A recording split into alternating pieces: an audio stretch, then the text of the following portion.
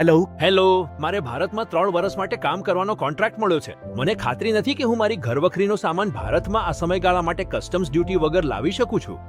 ભારતમાં તમારું સ્વાગત છે.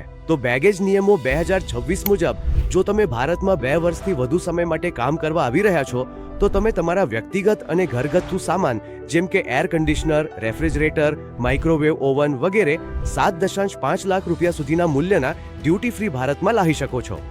વાહ! ભારતમાં રહેવાનું 2 વર્ષથી ઓછું પણ 1 વર્ષથી વધુ હોય તો શું? એવામાં તમે રૂપિયા 3 લાખ સુધીના મૂલ્યના સામાન ભારતમાં ડ્યુટી ફ્રી લાવી શકો છો. આભાર. મારા જેવા વર્કિંગ પ્રોફેશનલ માટે આ એક અદ્ભુત સુધારો છે. સ્વાગત છે અને અમે આશા રાખીએ છીએ કે તમને ભારતમાં અનેક તક મળશે જે તમારા અને તમારા કરિયર માટે લાભદાયી રહેશે. સરકારનો પ્રયાસ, સરળ પ્રક્રિયા, સરળ મુસાફરી